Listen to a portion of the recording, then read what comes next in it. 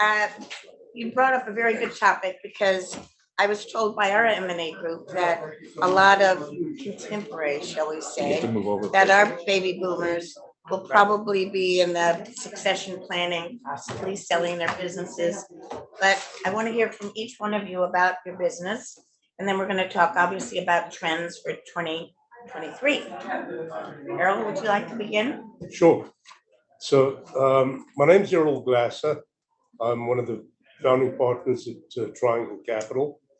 And we founded the company because we came out of big firms and didn't necessarily like what their business model was, which was shoving as much work as possible down to junior people, partners going out, finding business, and then being there to collect a check at the end of the process.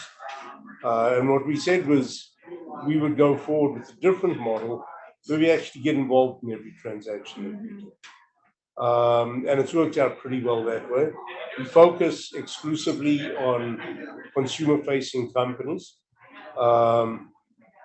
maybe dog food, maybe e-commerce, could be software that's used in supermarkets, but it has to have a consumer element to it. We deal exclusively with middle market companies, and that's an eye of the beholder. But typically, between 20 and 250 million in enterprise value. And we do sell side M&A. We do a little bit of buy side, but our mantra is we've got to get paid for it. And if you don't value our service, if you don't value the work that we do and our opinion, don't use us. But don't come to us and try and pick our brains and not pay us. So every deal that we take on, we've been retained and we have exclusivity on it. And that's just the law of the road for us. If you don't want to do it, find somebody else. Many people who do it differently. But that's us. Great, thank you, Errol. Stephen, would you like to tell us a little bit about your business? Sure. Yeah, it's a very similar story. I spent most of my career at big investment banks like Goldman Sachs, Bank of America, Merrill Lynch, and a similar experience, right? It's a very difficult work environment, especially for the junior folks. And what I found is that as I moved through my career, I found working with founder-owned companies, entrepreneurs, much more exciting, much more rewarding. And so I started my own firm as well, and have been working on my emphasis is on financial services companies, insurance services. You and I were talking about that yesterday. And to Marty's point, there's a big roll-up opportunity which we could talk about in that sector. Yeah, I think that's it. And Amit, would you like to tell us a little bit about your background and what your company does? Sure. So I founded this, I think it's a theme here. All of us came out of large banks and started our own thing. I did too. Great reading. And for pretty much the same reasons. After a point, you realize that as a senior, you've gone to just processing things. You go for the page, hand it down, you go for the closing dinner. And, frankly, the moment you start doing that, especially for middle market clients, there's a lot of cost for very little value of the senior bankers are there. So our thesis is pretty much what Errol said, that when we do something, my client's going to see me probably 90% of the time. Okay, but also one of the reasons why I founded this was we saw there was a very distinct white space in the middle market space for advisors who could do complex transactions. And very often the complexity in our case comes from cross-border linkages. I have a background doing deals in a lot of different places, but Asian Africa, a lot of it. So there's a lot of cross-border linkage to Asian Africa that we get involved in. Having said that, that's not exclusively what we do. We do get involved in some other complex situations, for example, in areas that not too many people work in. So we sort of wreck niches within the mortgage space, for example. So we work on that. So I think the thing that we're always looking for and looking at is complexity, because that's really where we think we can add value and really get paid for that. You had mentioned when we were chatting yesterday that you had a fair amount of sellers over in the Middle East and in Asia. You want to expound upon that? So let's start with the Middle East, because that's the one which shocks most people most often. Traditionally, Middle East has been the buying market, Yes. right? The source of capital. That's what most of us have done for decades. I think two things have changed, or well, three things have changed. Number one, while people were not looking, there's a whole ecosystem of, well, I won't say small, but certainly middle-sized corporates and corporate businesses Right. which have come up. So as they have gone up their sort of life cycle, they're getting into situations where they need to do the usual things that folks would do, including selling. That's one. The second thing that's happening is, for a very, very long time, a lot of Middle Eastern investors were really passive investors. Passive in the sense they buy, they hold for a long to forever time frame and be there. I think there's much more of an active portfolio management that's happening, and we're seeing deals coming out of that. Or at least, look again, as I said yesterday, we're seeing a lot more conversations. I think conversation to deal funnel is pretty narrow. And the third thing that is happening is that Middle East by itself is becoming an attractive place for people to buy into. And as a result, a lot of homegrown business is looking to monetize. So these are the themes which are happening, but that's for sure something that is distinct from everything that we've seen for several decades prior to that. Do buyers have to go through red tape with the government in order to buy into businesses in the Middle East? Okay, I'm going to say something controversial here. Okay, good. I love provocative positions. I think this entire question of whether something has more red tape or less red tape is really a question of baselines and cultures, Okay. right? I used to advise a lot of Asian buyers coming into the US. Okay. They were terrified of, I mean, we still are doing something where for absolutely no reason it's gone into CFIUS. So, I mean, it's a little bit of knowing what is required in each market. For sure, there is a different way of doing things, different way of doing deals, and different way of, well, even having conversations. So I would just leave it at that. I wouldn't say there's more or less red tape in other parts of the world. Errol, have you done Yeah. cross-border? We've done a fair amount of it. Never had a CFIUS problem.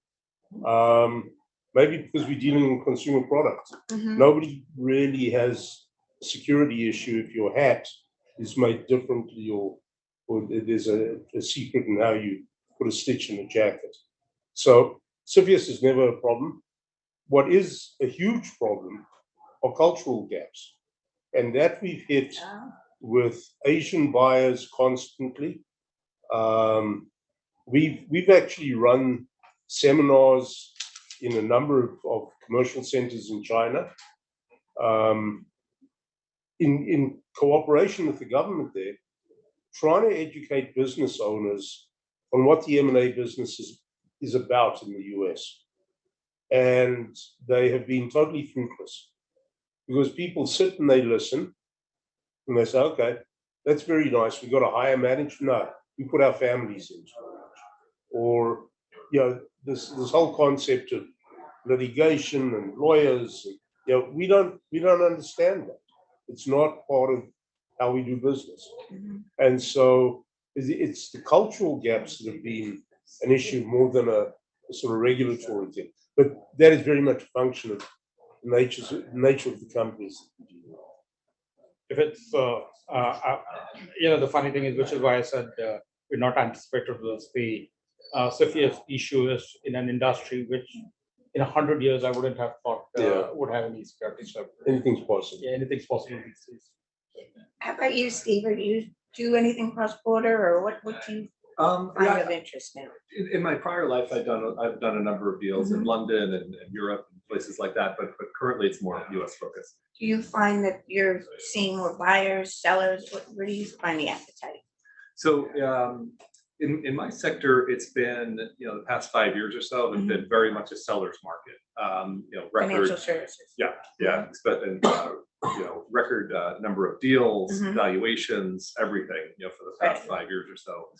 Interestingly, over the past 12 months or so, I think largely because of, well, a couple of reasons. One is in 2021 there was a kind of a pull forward of demand. If you remember, you guys may remember, there was a lot of rumors about the capital gains tax coming into play, and so a lot of activity, was pulled forward into 2021. So 2022 was a little bit slower for that reason, but also in the sector I work in, there's a lot of private equity buyers, and so with the rise in interest rates, that has also slowed down demand.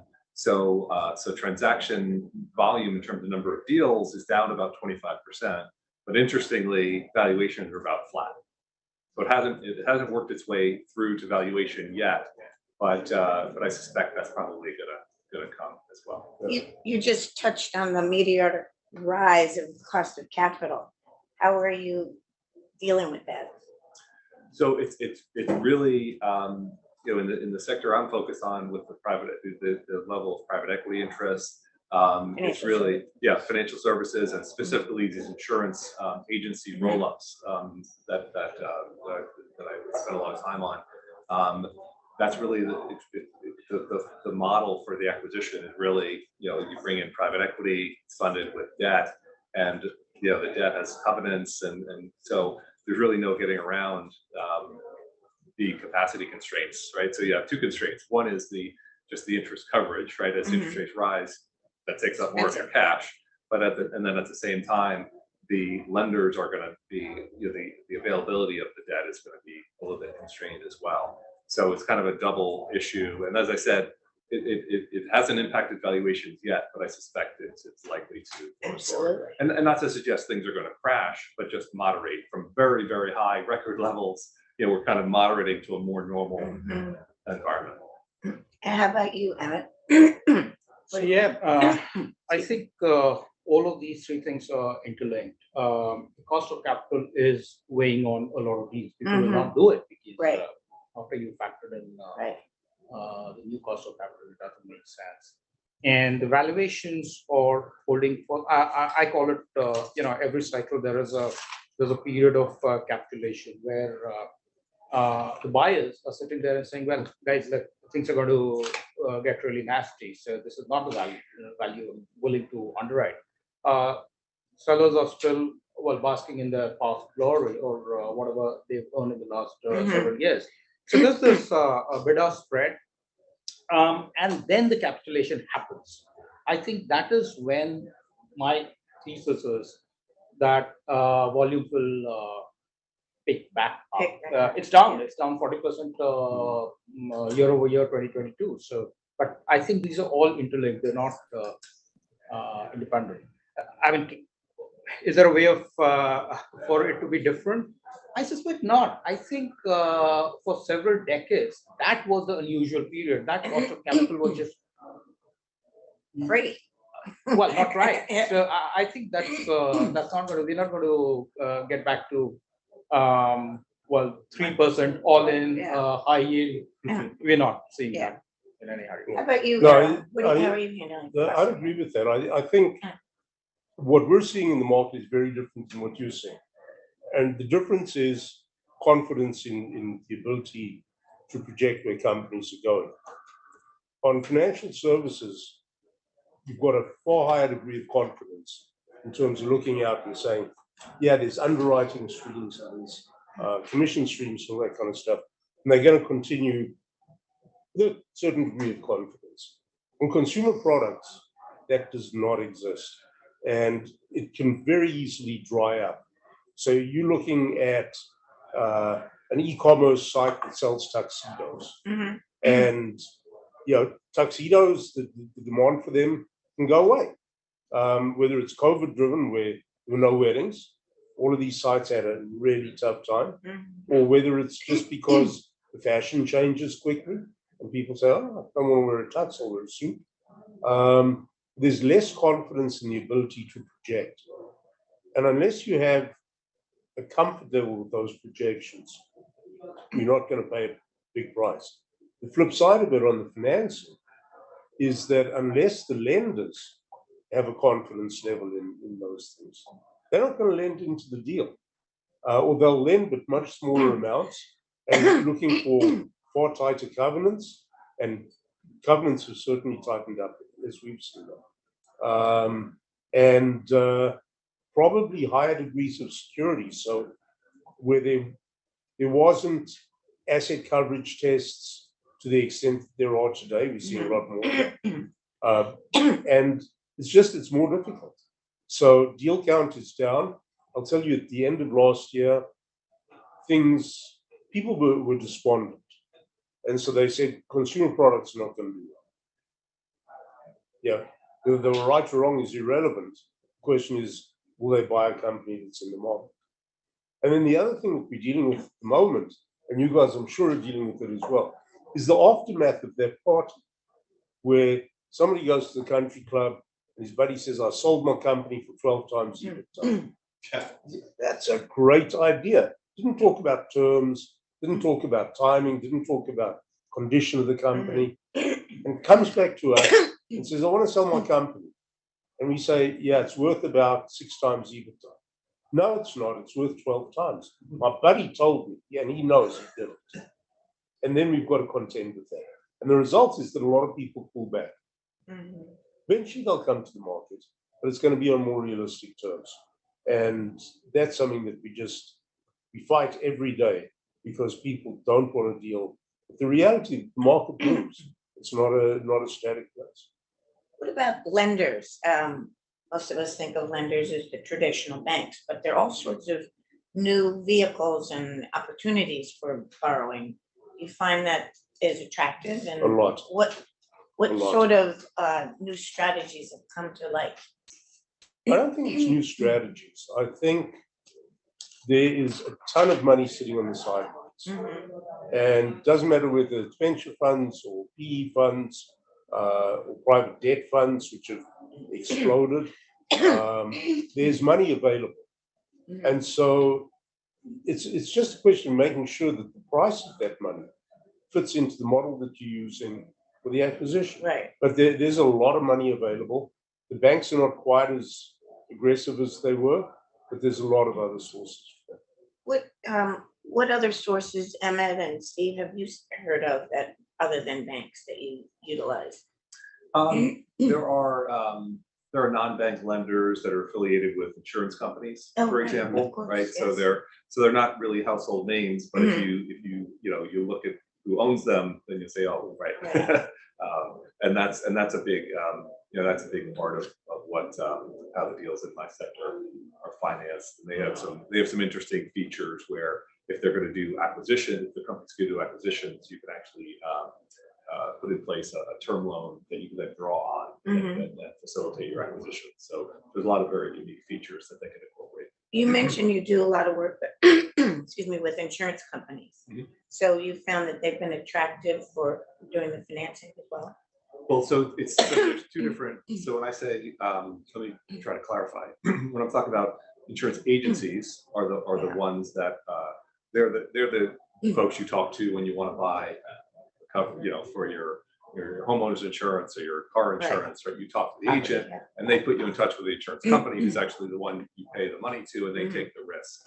So what the roll-up strategy that I was talking about, that's focused on the insurance agencies, because those are services businesses. They're not risk-taking businesses. So that's really where the interest is in the roll-up strategy.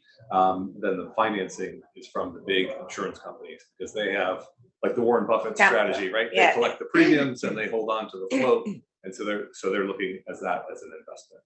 Excellent.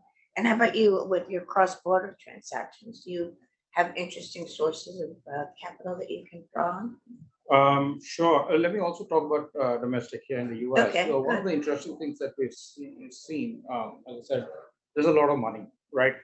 It's not it's not a liquidity issue out there. It's a confidence issue and pricing issue. One of the more interesting things that we have seen, so I think Q2 last year, it started becoming a little more visible for family offices, which were starting to talk more,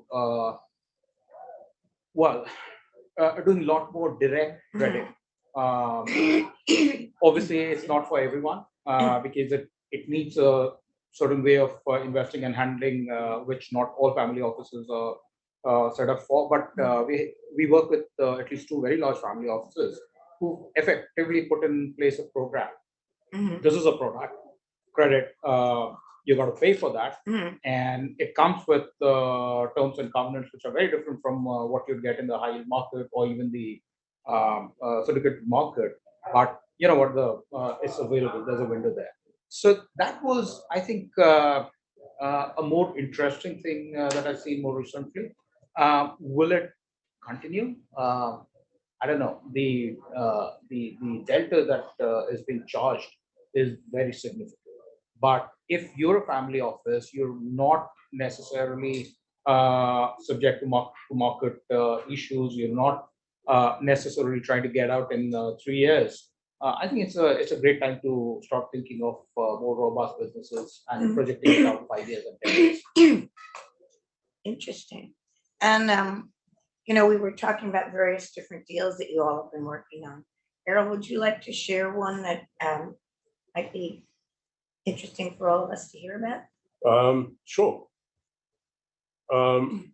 Actually, there's one that we just got signed up for this morning, which I think is very interesting. And it's a cross-border deal with a French company, owns US operations, and it's in the florist business. And they have offices all over the country. But their arrangements are sold primarily on a subscription basis.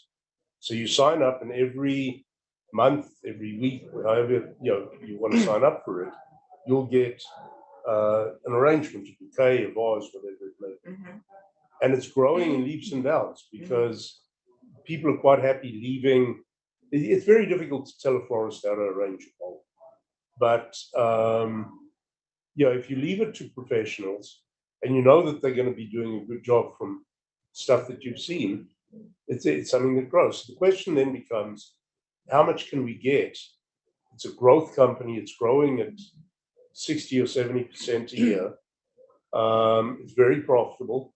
It has great gross margins. But it's a new product in the market. Interesting. And they've been around long enough to establish themselves. But we'll see. It's going to be an interesting sale process.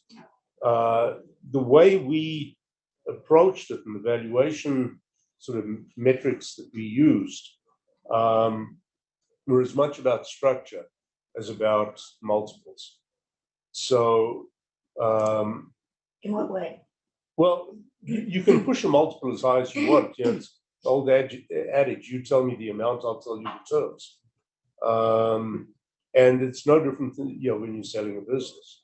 So the question is, in this market, there's a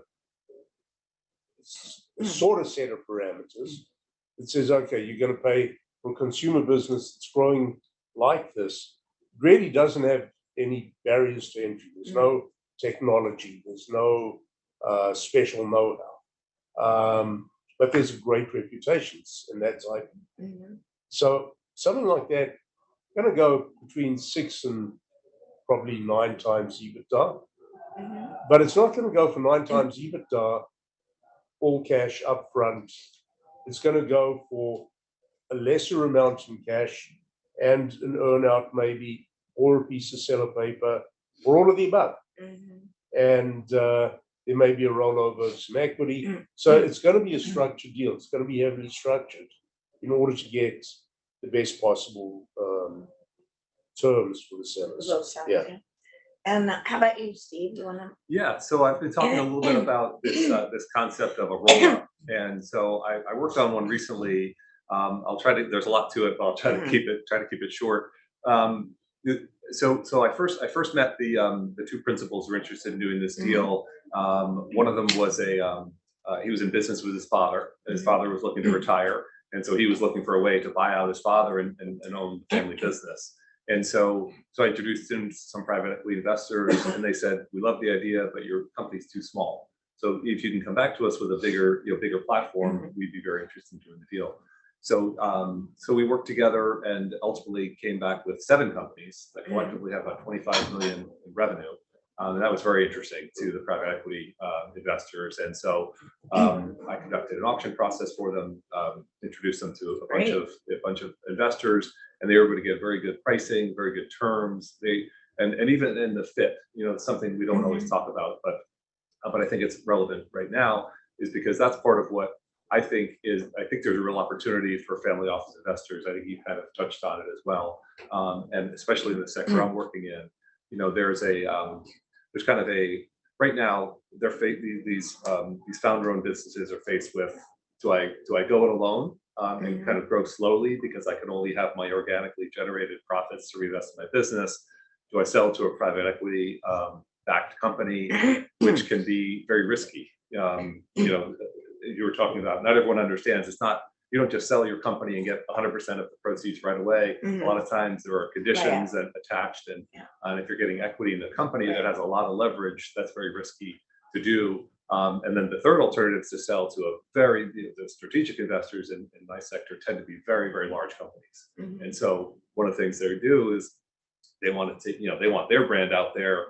And these are all sort of what we call social issues, right? These aren't always it's not always about the price, it's about the relationship, it's about how do you make the seller feel. And so I think a family office approach, right, where you're looking at the long term, you're not going to over leverage the company, you're going to give them independence and be a more cooperative, patient investor. I think there's a lot of potential for doing that. And just quickly to touch on what I said before, when I say insurance, I want to make sure I'm clear. What I'm talking about is insurance services, insurance brokers, where it's a very low capex, high cash flow, highly recurring revenue type of business. Very recession proof. Everyone needs to buy insurance, whether the economy is good or bad. And so that's part of the reason. Recurring income. I mean, these companies have 90 and 95% customer retention on an annual basis. It's a terrific business, and that's why it's so popular with private equity. But it would be also equally, I think it would be very attractive for family offices. How about you, Errol? Anyone have a question here? Oh, sorry. How many of the deals you guys do have kind of residual carried interest in a workout formula? An earn-out formula, not a workout. An earn-out, not a workout. Because a workout's the distressed position. Right. Right. Well, maybe an earn-out. Obviously, I deal more in the sort of the venture capital mode where their mergers are companies that have a future growth trajectory, which now they're being acquired before it happens, so that they want to have some recognition in that growth opportunity, whether it be some form of royalty or some form of increased equity, payouts, etc. Do you get involved in those kinds of negotiations and deals? Absolutely. Almost every deal we do has that kind of component. There are very few deals that are done all cash upfront. Yeah, I mean, it may happen, and typically it would be with a strategic acquirer who says, "Yeah, I'm a big public company. Willis comes along and wants to buy you guys." That's a cash deal. You're not getting earn-outs in that, right? Or stock deal. Or stock deal. The point is, proceeds are all upfront. And the stock deal, depending on how meaningful you are, you may or may not benefit from how well your company as the seller does going forward. But typically what we see, and I think the middle market works this way, is that there's a rollover of some kind. And it may be a piece of paper, it may be some equity, it may be an earn-out. But in order to bridge valuation differentials, seller thinks it's worth X and buyer thinks little bit less than that, and a formula gets developed that says, this is how we're going to bridge it, and if we hit the numbers, this is how we're going to get the deal. And it happens. So my answer to your question is, in almost every case we work on, that's going to happen. Yeah, I would agree, and I would say, just build on what you said. Part of it is to bridge the gap in valuation, right? Because the seller is always going to be more optimistic about what the company's worth than the buyer. So it's kind of a risk sharing. And so, and the other part I would say is you want to have the incentive, right? If you're buying a company, especially in a middle market founder-owned company, you don't want the founder to say, okay, I'm done, I'm going to move to Florida, and right. So you want to give them some incentive to continue to do what they're doing for a period of time, and you reward them with additional consideration. So, sorry, I know I'm in the back and hiding back here, but when you talk about the dynamics, for example, the relationship with the father-son, and then just hearing you talk about the dynamic of retention strategies for deal structure, how much focus or emphasis do you put on whether it's in the valuation or in the back end of the deal on the talent itself? Like, do you look at the team construct, do you look at reliability, do you look at performance outcomes of their ability to execute and align as one, and how do you go about doing that? It's a tough question to answer because there's no right answer. I think if the business is relatively easy to manage and there's no proprietary knowledge that's going with the management team, it's one thing. And I'm thinking about, we sold the company just over a year ago. Its parent was French, operations were here. And the guys who were here decided they wanted to buy the company. And so they ran it down to the point where they offered a nominal value, a dollar value. And we went in to sell it, the French parent hired us. And we said, this is all wrong. You've got basically not good guys running the company. And we told them where the benchmarks should be, because we know the industry. And there was some back and forth. Management started paying attention, and profitability went up tenfold over the space of 8 months. Wow. So it was, yeah, they were aiming for a grab. It didn't work. We got involved. We brought in PE people. They are still very good managers. They know how to tweak that company. There seems to be a line in strategy. Yeah, they had to. And so we got a deal done at the end of the day that had a lot of shouting and arguing in it. But the management team got a big chunk of the company because they know it so well. And that helped them get their own interests aligned with the buyers. There was some hard discussion about that. So it's very case specific, I would say. Yeah. And industry, I'd say. We do a lot of tech and early stage related M&A, and I think that's where this becomes critical. Yeah. Because continuity is very often the value is certain people continuing or certain sets of people continuing. So that becomes very useful. Or situations where they're relatively smaller businesses and relationships which are important are owned or held by certain people. Well, in the early part of 2022, we were doing a lot of mortgage related situations, especially mortgage originations. And you realize that in a lot of those companies, So what time? there are 5 people who own all the relationships. What are you going to do? Yeah. So which sort of connects into the earlier question around retentions, whichever way you can call it. So apart from the bid-ask spread bridging it, it's also about making sure that the critical determinant of value continues to play out at least over a defined period of time. So No, I would say the same thing. I think in my experience, one of the things I like about founder-owned businesses is they care very much about their employees, right?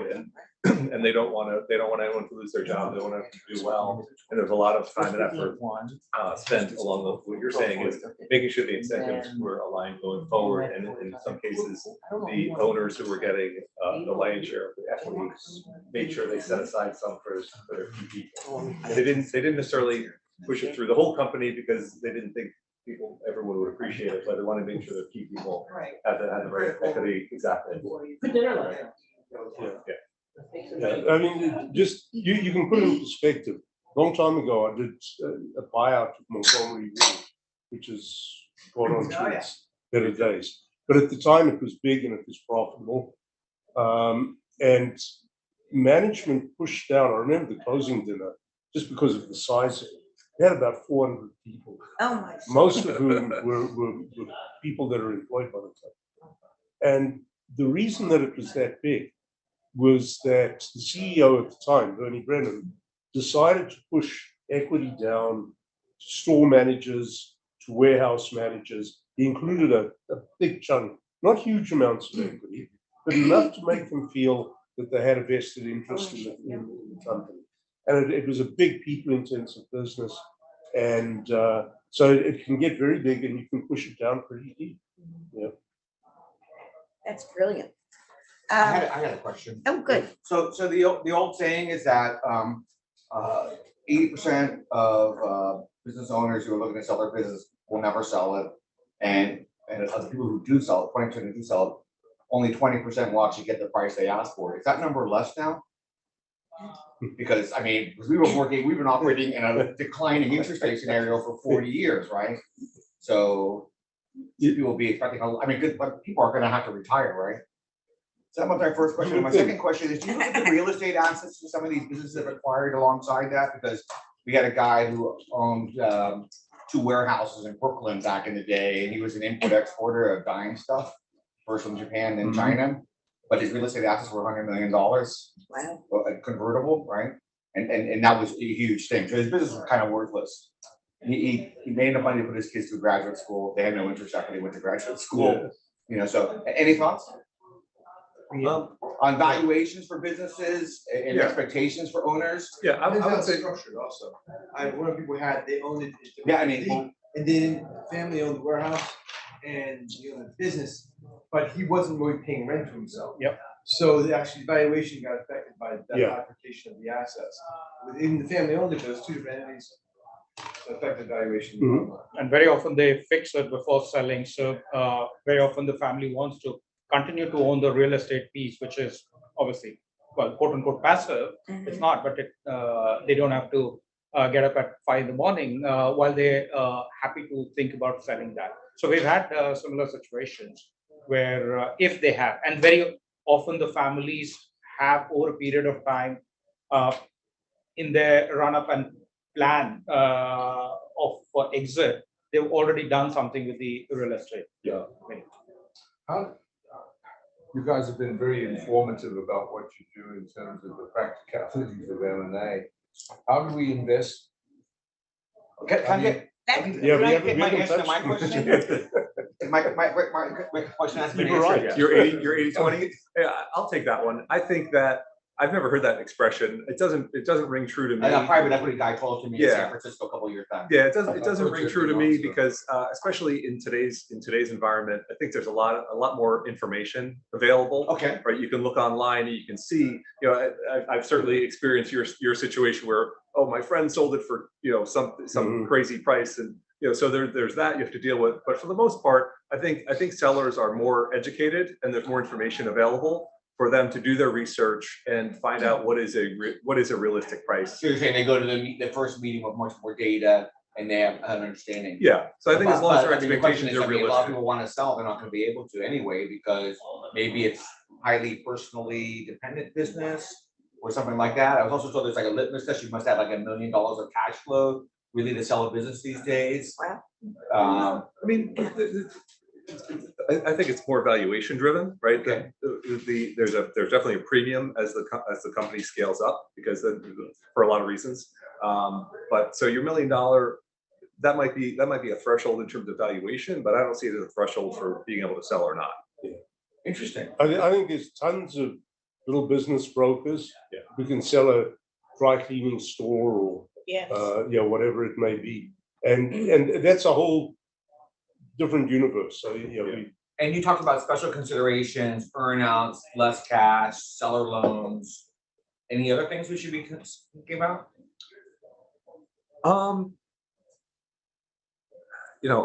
I think, yeah, so there's a lot of, one of the bullet points I wrote for myself, right, there's subjective portions of valuation, right? There's the upfront cash, there's an earnout, there's the post-deal compensation, right? Is the owner going to stay on board and you pay them a salary for 5 years?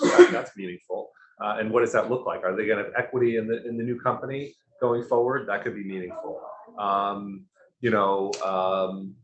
So yeah, and then what's the culture like? It's their brand name. There are a lot of soft issues. What's your reaction to clawbacks? Is that like kryptonite or what? Like there's a firm that's on Brickell Avenue. I'm not going to name them. Notoriously large, but they're not, and they're notorious for their clawbacks and litigation post purchase. Any thoughts?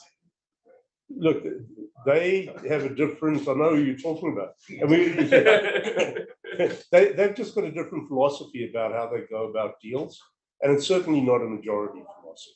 Okay. Clawbacks are unusual unless there's a breach somewhere. If there's a breach, there's going to be a fight. Right. So, rule number one, be truthful. And number two, be complete.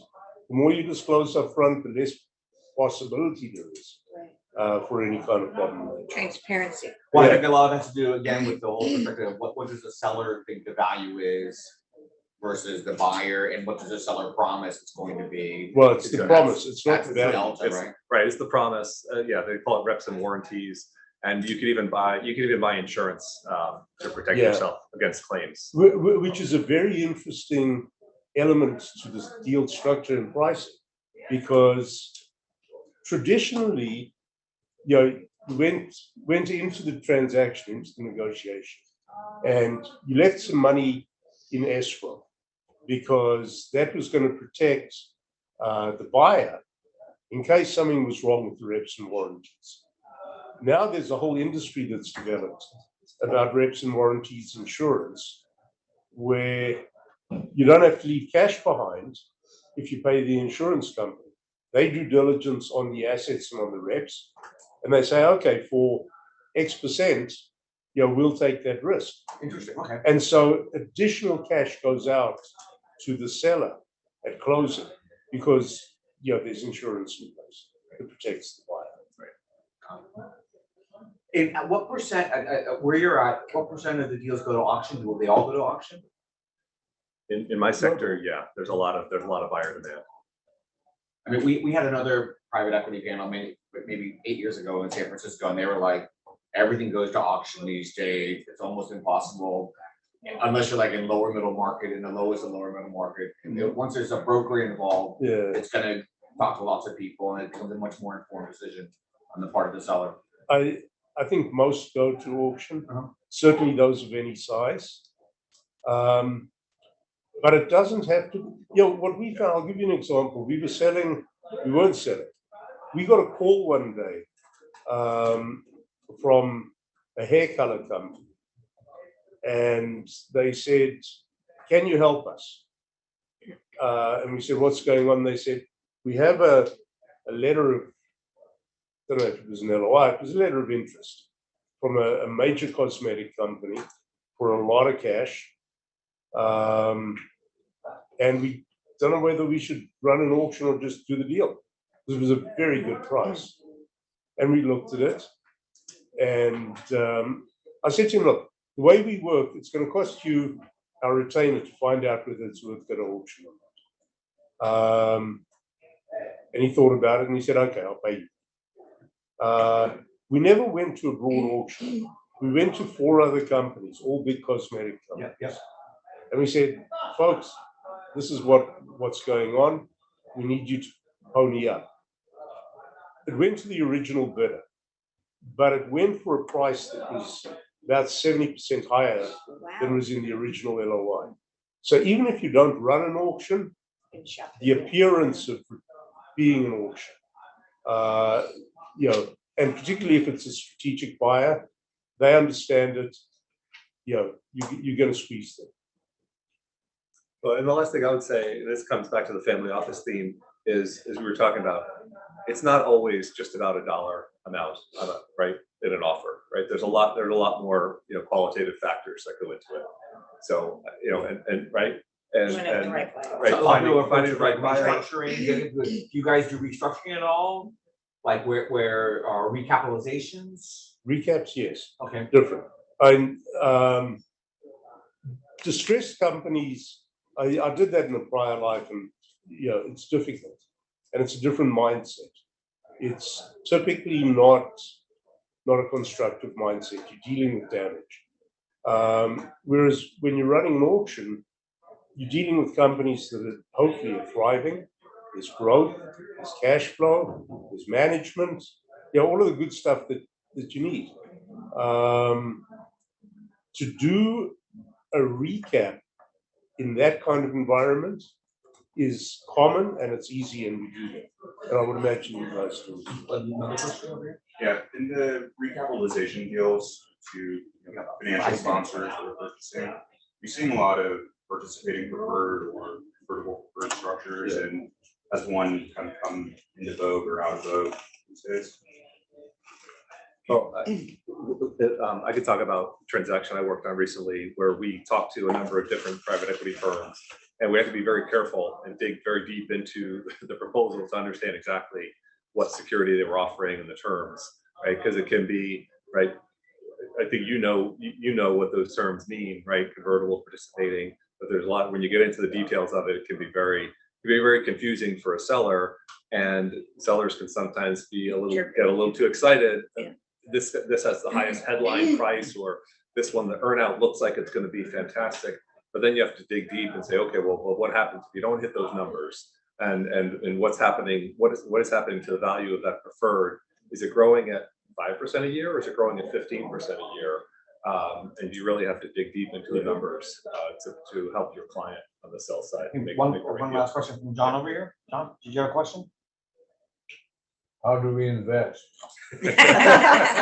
Keep coming back to the same thing. Yeah. I think realistically, you've got to go through a fund, because unless you have the expertise and the bandwidth, not only to invest, but to monitor and to participate in the company post deal, I would say don't do it. So that's like a huge feeling in the family office space, is that a lot of family offices go directly into private equity, going to bypass funds, and then they build these barbell structures where, great, we're going to find a finder. They don't realize that you have to, once you buy it, somebody's got to watch it, maintain it. It's like the dog who caught the car, right? But Marty, I'd love to talk with you about maybe putting together a group of investors who might be interested in forming a group. And we can do deals, absolutely. Exactly, right. And we can find within this group that you've put together, I'm sure there are some funds who would step up and have the expertise to provide that oversight. And frankly, that's how private equity deals operate to a large degree. There's often a group, we call them club deals, but there's often Like for co-investment purposes as well, right? Yeah, right. And there's another way is to co-invest. Right, but oftentimes there's a lead firm, right? And so we can do the same thing here. Family offices will never lead because it's a tax issue of leading an investment. Okay, then we'll have to talk with Peter. Then we'll talk with Peter and figure out the right way to set it up, right? So we don't violate any tax rules. But I think the concept of partnering together, get a family office club, I think there's a lot of attraction. I think you'd find a lot of receptivity among sellers working with, finding that third way between a big strategic and a highly levered private equity firm, a family office, I think would be very well received. Yeah, actually, if I can just add, we actually are seeing a lot of family office clubs. One of the transactions, exactly the same one that I was talking about, which is found itself in CFIUS process. That is a family office club, and we're on the buy side on that.